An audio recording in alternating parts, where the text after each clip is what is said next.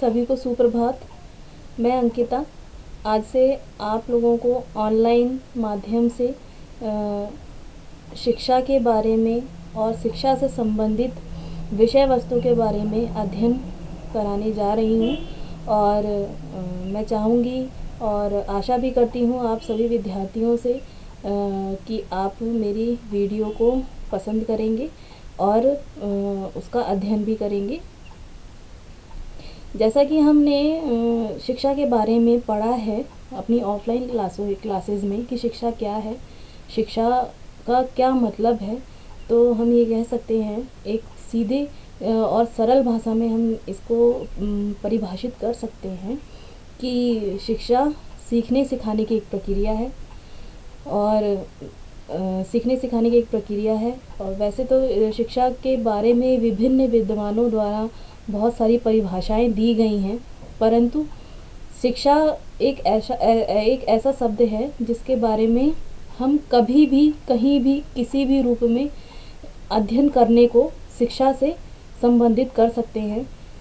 और हम शिक्षा के अभिकरण का ही अध्ययन करना जा रहे हैं, जिसे हम इंग्लिश में कह सकते हैं एजेंसीज़ ऑफ एजुकेशन। एजेंसीज़ जो हमारी हैं वो 3 हैं, फॉर्मल एजुकेशन है, इनफॉर्मल एजुकेशन है और नॉन फॉर्मल एजुकेशन है। फॉर्मल एजुकेशन अर्थात औपचारिक शिक्षा से हम ले सकते हैं वह शिक्षा जो विद्यालयों महाविद्यालयों में विशेषता चलती है, वो औपचारिक शिक्षा के अंतर्गत आती है। इस शिक्षा के उद्देश्य, पाठ्यचर्या, शिक्षण विधियाँ सभी निश्चित होती हैं तथा योजनाबद्ध तरीके से यह चलती है। और इसकी जो योजना होती है वो अप्राकृतिक, कृत्रिम व कठोर होती है। कठोर और कृत्रिम मतलब हम इससे ले सकते हैं कि जो कक्षाओं का आयोजन हम करते हैं वो एक सिलेबस के अनुसार, करिकुलम के अनुसार और मॉड्यूल के अनुसार आयोजित किया जाता है।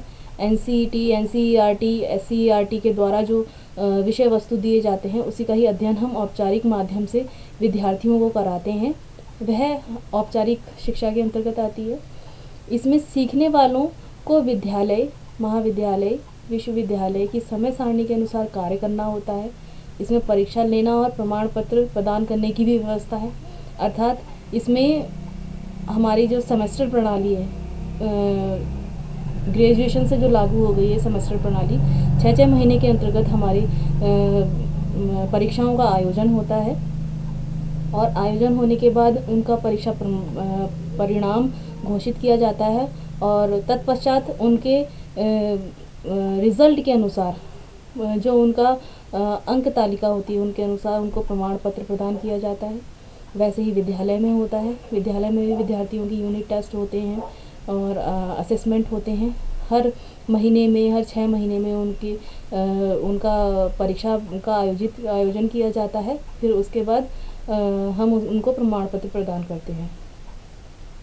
इस शिक्षा को इस शिक्षा की जो सबसे बड़ी विशेषता है वह यह है कि व्यक्ति, समाज और राष्ट्र की आवश्यकताओं को वो पूरी करने के लिए आवश्यक रूप से ये शिक्षा प्रदान की जाती है। ये व्यक्ति में ज्ञान और कौशल का विकास करती है और उसे किसी व्यवसाय या उद्योग के लिए या अपना बिजनेस स्टार्ट करने के लिए योग्य बनाती है।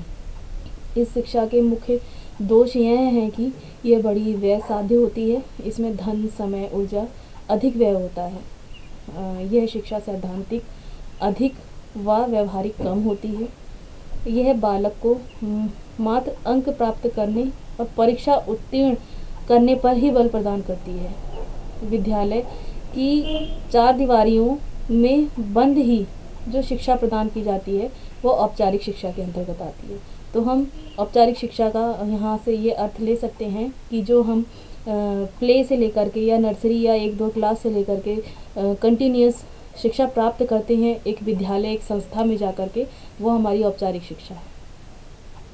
अब हम बात करते हैं अनौपचारिक शिक्षा की, इनफॉर्मल एजुकेशन की। यह शिक्षा जिसकी कोई योजना नहीं बनाई जाती है, जो स्वाभाविक, सरल व प्राकृतिक रूप में होती है, जिसके ना कोई उद्देश्य निश्चित होते हैं और ना ही शिक्षण विधियाँ जो आकस्मिक रूप से सदैव चलती रहती है, उसे अनौपचारिक शिक्षा कहते हैं। बेंटॉक के शब्दों में कह सकते हैं कि अनौपचारिक शिक्षा सभी प्रकार के अनुभवों का योग है, जिसमें मनुष्य अपने जीवन काल में प्राप्त करता है और जिसके द्वारा वह जो कुछ है उसका निर्माण होता है। यह शिक्षा मूल प्रवृत्तियों एवं रुचियों पर निर्भर करती है तथा जीवन प्रयत्न चलने वाली शिक्षा है, और इसका व्यक्ति पे सबसे अधिक प्रभाव पड़ता है, क्योंकि वह प्रति क्षण प्रति पल कुछ ना कुछ सीखता रहता है, चाहे वह वातावरण से हो या किसी जीव से हो। वो हर पल एक सीखने की अवस्था में चलता है। बच्चे की जो प्रथम शिक्षा होती है वो अनौपचारिक वातावरण में ही होती है, जिसे हम कहते हैं कि बच्चे की प्रथम पाठशाला जो होती है उसका परिवार, उसका घर होता है। तो सबसे पहली जो उसकी पाठशाला होती है वो अनौपचारिक शिक्षा व्यवस्था के अंतर्गत आती है। जब वह विद्यालय में औपचारिक शिक्षा ग्रहण करने आता है तो एक व्यक्तित्व के साथ आता है, जो कि उसकी अनौपचारिक शिक्षा का ही प्रतिफल होता है। जो कि हमारे जैसे कि औपचारिक शिक्षा के भी हमारे दोष थे, वैसे हमारी अनौपचारिक शिक्षा का भी दोष है। इसमें प्राप्त किया गया ज्ञान अस्पष्ट होता है। कभी कभी हम कुछ सिद्धांतों को, कुछ विचारों को, कुछ लोकोक्तियों को वैसे ही फॉलो करते रहते हैं जैसे हमें सिखाया जाता है। जैसे कि हमारे परिवार में हमारे बड़े कहते हैं कि जो शुरू से चला आया है हम उसी को फॉलो करते जाते हैं। उसका कभी हम अर्थ, ज्ञान या साइंटिफिक रीज़न जानने के पीछे नहीं निकलते हैं, क्योंकि वो शुरू से हमारे परिवार में होता आया है, तो हम उसी को ही ग्रहण करते जाते हैं और उसी को ही फॉलो करते जाते हैं। तो वो हमारा अनौपचारिक माध्यम से होता है। तो इसीलिए कह सकते हैं इसको, ये एक अस्पष्ट ज्ञान होता है। समय व स्थान निश्चित नहीं होता है और शिक्षा की स्थिति सदैव अस्थिर होती है। इसका ये मतलब हो सकता है कि कोई समय नहीं होती, कोई ऐसी व्यवस्था नहीं होती है कि आप वहीं पे बैठ कर के आप शिक्षा प्रदान करें। आप कहीं भी बैठ कर के और कहीं भी आप चलते समय किसी भी वातावरण में रह कर के आप शिक्षा प्रदान कर सकते हैं या प्राप्त कर सकते हैं। प्रदान भी कर सकते हैं और प्राप्त भी कर सकते हैं अनौपचारिक शिक्षा के अंतर्गत। ज्ञान ग्रहण करते समय बालक कई बार गलतियाँ करता है या गलत धारणाओं का विकास कर लेता है।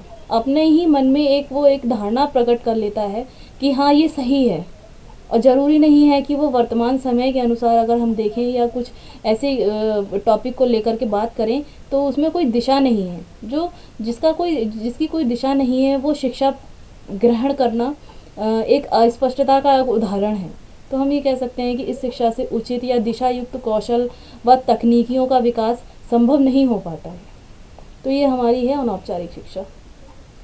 अब हम बात करते हैं नॉन फॉर्मल एजुकेशन की, जिसे हम निरौपचारिक भी कहते हैं, औपचारिकेतर शिक्षा भी कहते हैं।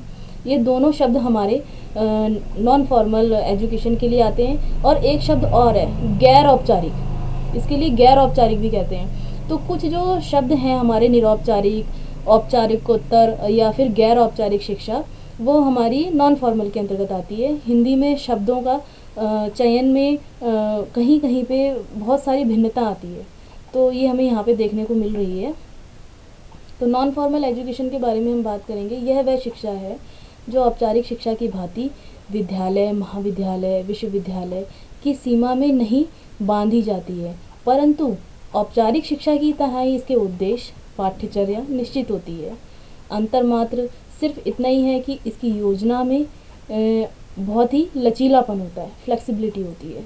अर्थात हम इसको ये कह सकते हैं कि जैसे जिस तरह से हमारे विश्वविद्यालय, मुक्त विश्वविद्यालय खुले हैं, उनके द्वारा जो शिक्षा प्रदान कराई जाती है, वह विद्यार्थी जो अपनी शिक्षा बीच में छोड़ चुके हैं या व्यवसाय कर रहे हैं या उनका किसी अन्य कारणवश शिक्षा छूट गई है, वह अगर पढ़ना चाहते हैं, अपनी शिक्षा को आगे बढ़ाना चाहते हैं, तो वह इस शिक्षा के माध्यम से, मतलब नॉन फॉर्मल एजुकेशन के माध्यम से उस विश्वविद्यालय से, उस यूनिवर्सिटी से शिक्षा ग्रहण कर सकते हैं। और लचीलापन इसमें यह होता है कि इसमें कोई समय सीमा या कोई एक व्यवस्था ऐसी नहीं होती है कि विद्यालय में ही आकर के आपको पढ़ाई करनी है। तो इसमें लचीलापन यहाँ होता है कि आप पाठ्यक्रम में और जो उनके असेसमेंट होते हैं उसमें लचीलापन देखने को मिलता है, किसी प्रकार की पाबंदी नहीं होती है। डेटम के अनुसार निरौपचारिक शिक्षा एक नियोजित अनुदेशात्मक अभिकल्प है जो नियमित नीति द्वारा निर्धारित लक्ष्यों को प्राप्त करने के लिए बाह्य आंतरिक दोनों प्रकार की प्रविधियों का प्रयोग अधिक लचीले वातावरण में करता है। तो जैसे डेल्टम ने भी कहा कि इनके लिए कोई नियोजित अनुदेशात्मक अभिकल्प नहीं है, मतलब कि इनके लिए कोई नियोजित या ऐसी कोई व्यवस्था का निर्धारण नहीं किया गया है जो एक वातावरण के अंदर विद्यार्थियों को बैठा करके उसका अध्ययन कराया जाए। यहाँ पे वातावरण, प्रविधि, विषय वस्तु और साधनों का लचीलापन है। यहाँ पे ये कह सकते हैं कि विद्यार्थी स्वयं से जिस भी वातावरण में उसको सुटेबल लगे वह वहाँ जाकर के शिक्षा ग्रहण कर सकता है। इसका मुख्य उद्देश्य सामान्य शिक्षा का प्रचार और प्रसार करने की व्यवस्था है और इसकी जो पाठ्यचर्या है सीखने वालों की आवश्यकताओं के अनुसार उन पर ही निर्भर करती है कि उनके पाठ्यचर्या की क्या व्यवस्था होनी चाहिए। शिक्षण विधियाँ, सीखने के स्थान, समय आदि सीखने वालों की सुविधा के अनुसार निश्चित होता है। प्रौढ़ावस्था, सतत शिक्षा, मुक्त व दूरस्थ शिक्षा आदि निरौपचारिक शिक्षा के ही विभिन्न रूप हैं। आपने देखा होगा बहुत जगह डिस्टेंस एजुकेशन से शिक्षा दी जा रही है, ओपन एजुकेशन से शिक्षा दी जा रही है और सतत कंटिन्यूस चलने वाली प्रक्रिया से शिक्षा दी जा रही है और प्रौढ़ शिक्षा भी इसी के अंतर्गत आता है। तो ये सब जो शिक्षा की व्यवस्थाएं हैं वो हमारी नॉन फॉर्मल के अंतर्गत आती हैं। अब हम बात करेंगे इस शिक्षा की सबसे बड़ी विशेषता क्या है। इसके द्वारा उन व्यक्तियों को शिक्षित किया जाता है जो औपचारिक शिक्षा का लाभ नहीं उठा सकते हैं। जैसा कि मैंने आपको पहले भी बताया, जो विद्यार्थी औपचारिक शिक्षा को प्राप्त करने से छूट जाते हैं किसी कारणवश, तो वह इस शिक्षा को पाकर के अपनी शिक्षा को आगे पथ पर निरंतर गति कर सकते हैं। वे लोग जो विद्यालयी शिक्षा नहीं पा सकते हैं या उनकी विद्यालय की शिक्षा पूरी नहीं हुई, दूसरे ऐसे लोग हो सकते हैं जो प्रौढ़ व्यक्ति जो पढ़ना चाहते हैं। फिर थर्ड ऐसे लोग हो सकते हैं कामकाजी महिलाएं, जो कामकाजी महिलाएं हैं, किसी की शादी जल्दी हो जाती है या किसी कारणवश वह नहीं पढ़ पाई अपने परिवार का पालन पोषण करने के लिए, तो वह भी इस शिक्षा के द्वारा पढ़ सकती हैं। जो लोग औपचारिक शिक्षा में ज़्यादा व्यय या धन, समय, ऊर्जा किसी स्तर पर खर्च नहीं ज़्यादा करना चाहते हैं तो वो इस शिक्षा को ले सकते हैं। जैसे कि औपचारिक शिक्षा में आपको जाना भी है, आपको स्वयं उपस्थित भी होना है विद्यालय में और वहाँ पे पढ़ाई जाने वाली विषय वस्तुओं को सीखना भी है, अन्य जो गतिविधियाँ होती हैं उनका भी आयोजन करना है, तो उनके लिए ये निरौपचारिक शिक्षा बहुत ही अच्छी है। कह सकते हैं हम कि जिनके पास अधिक व्यय और खर्चा ना झेलने की क्षमता ना हो तो वह इस शिक्षा को ग्रहण कर सकते हैं। और इस शिक्षा के द्वारा व्यक्ति की शिक्षा को निरंतरता भी प्रदान होती है। इन्हें अपने अपने क्षेत्र में नए नए आविष्कारों से परिचित कराया जाता है और तत्कालीन आवश्यकताओं की पूर्ति के लिए प्रशिक्षित भी किया जाता है। इस शिक्षा द्वारा एक समय में अत्यधिक लोगों को शिक्षित किया जा रहा है, जिससे साक्षरता दर में वृद्धि भी हो रही है। और जो इस शिक्षा के दोष हैं, गैर औपचारिक कह सकते हैं या नॉन फॉर्मल एजुकेशन है, इसके जो डिमेरिट्स हैं हम उन पे बात करते हैं। छात्रों के मन में उत्पन्न शंकाओं को तुरंत निवारण या निराकरण संभव नहीं होता है। वो इसलिए नहीं होता है क्योंकि किसी व्यवस्था के अंतर्गत विद्यार्थियों का अध्ययन नहीं करवाया जा रहा है। यहाँ पे लचीलापन यही हो सकता है, कह सकते हैं कि विद्यार्थी को उसके सिलेबस के अकॉर्डिंग उसको उनका कंटेंट दिया जाता है, पुस्तकें उपलब्ध कराई जाती हैं और उन्हें स्वयं पढ़ना होता है। अगर विद्यार्थी को कोई डाउट है तो उसके लिए कोई शिक्षक उपलब्ध नहीं है, तो यह एक इसका दोष है।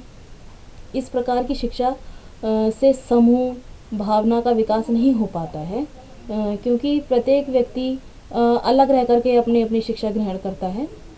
छात्र और अध्यापक के मध्य परस्पर अंतरक्रिया का अभाव रहता है, क्योंकि छात्र और अध्यापक मिलते नहीं हैं। विद्यार्थी अपना ऑनलाइन माध्यम से या किसी कैफ़े में जाके इनरोलमेंट करता है। वह जिस विषय का या जिस स्तर की पढ़ाई करना चाहता है उसमें वो इनरोलमेंट करता है। विद्यार्थी को ऑनलाइन माध्यम से ही सब मैटर उपलब्ध कराया जाता है, पुस्तकें घर पहुंचा दी जाती हैं या सेंटर में पहुंचा दी जाती हैं। तो इससे क्या होता है कि अध्यापक और शिक्षक कभी आपस में आमने सामने किसी भी प्रकार से किसी प्रकार की वार्तालाप का एक पथ लेते ही नहीं हैं। वह एक सीमित हो जाता है, उनकी वह सीमा सीमित हो जाती है। व्यक्ति की भाषा व आचरण को उचित दिशा देने, उसके अनुभवों को व्यवस्थित करने, उसकी जो रुचि है, रुझान है, योग्यता के अनुसार किसी भी कार्य विशेष में प्रशिक्षित करना है, या जन शिक्षा के प्रचार व प्रसार के लिए हम औपचारिक निरौपचारिक शिक्षा का विधान करना जो आवश्यक होता है, वो इसमें नहीं हो पाता है। नेक्स्ट हम बात करेंगे निरौपचारिक शिक्षा में स्त्री शिक्षा की मुख्य बाधाएं या जो चुनौतियां हैं वो क्या क्या हैं। एक तो प्रेरणा संबंधी है, नेक्स्ट है आर्थिक कारण हो सकता है, हमारा सामाजिक कारण हो सकता है, संस्थानों का अभाव हो सकता है, साधनों का भी अभाव हो सकता है, प्रचार व प्रसार से संबंधित कोई योजना नहीं हो उसका अभाव हो सकता है, सांस्कृतिक जड़ता हो सकता है, भौगोलिक कारण हो सकते हैं, रोजगार हो सकता है, उच्च शिक्षा का कोई क्षेत्र नहीं है, और परिवार नियोजन अथवा स्वास्थ्य हो सकता है। सशक्तिकरण के जो माध्यम हैं हमारे, निर्णय लेना और चिंतन करना, आर्थिक और सामाजिक राजनीतिक आत्मनिर्भरता नहीं है, कर्तव्य और अधिकारों के प्रति जागरूकता नहीं है, और राष्ट्रीय एकीकरण नहीं है। तो ये मुख्य बाधाएं हैं। औपचारिकोत्तर शिक्षा के कार्य मतलब नॉन फॉर्मल एजुकेशन के क्या क्या कार्य हैं। साक्षरता का प्रसार करना। नॉन फॉर्मल एजुकेशन ने हमारे भारत की साक्षरता कह सकते हैं या शिक्षा दर को बढ़ाया है, जिसके माध्यम से हमारे बहुत से ऐसे विद्यार्थी हैं जो शिक्षा ग्रहण नहीं कर पाते थे और जिन तक शिक्षा नहीं पहुंच पाती थी, वो अनौपचारिक माध्यम से, अनौपचारिक मतलब निरौपचारिक माध्यम से, नॉन फॉर्मल एजुकेशन के माध्यम से उसको ग्रहण कर पा रहे हैं। तो ये साक्षरता का प्रसार किया है इसमें, कार्यात्मक ज्ञान की कुशलता का विकास किया है, व्यावसायिक कुशलता में भी वृद्धि की है, भौगोलिक और सामाजिक पर्यावरण का भी ज्ञान दिया है, शैक्षिक अवसरों की उपलब्धता दी है, समाज उपयोगी और उत्पादन कार्य प्रसारित किए हैं, उत्तम स्वास्थ्य व सेवाओं की जानकारी प्रदान करते हैं। उपाय क्या हैं? उपाय इसमें केंद्रीय और राज्य सरकारों, राजनीतिक दलों, जन संगठनों, जन संचार माध्यमों और शिक्षा संस्थानों द्वारा जन साक्षरता कार्यक्रमों को अपनाया जाना है। शिक्षकों, छात्रों, युवकों, स्वैच्छिक संस्थाओं, नियोजनों को शामिल करके शोध संस्थानों, उच्च शिक्षण संस्थानों द्वारा शैक्षिक पहलुओं में सुधार लाकर, सेमिनार, कार्यशाला द्वारा वर्तमान स्थिति में सुधार करके, निरौपचारिक शिक्षा केंद्रों को बढ़ावा देकर, एनजीओ को प्रोत्साहन देकर, जन साक्षरता कार्यक्रम को बढ़ाकर या उसका कार्यक्रम की जागरूकता लाकर, शिक्षित युवा वर्गों द्वारा स्वेच्छा से शिक्षा प्रदान देने हेतु आगे आना आदि, ये इसके उपाय हैं। और ये हमारा रेफरेंस है, आप इससे संबंधित जानकारियाँ रेफरेंस से भी प्राप्त कर सकते हैं। धन्यवाद आप सभी का मुझे सुनने के लिए, और मैं इसी तरह आप लोगों को नई नई वीडियो और नए नए शब्दों और नई नई विषय वस्तुओं से अवगत कराती रहूँगी। धन्यवाद।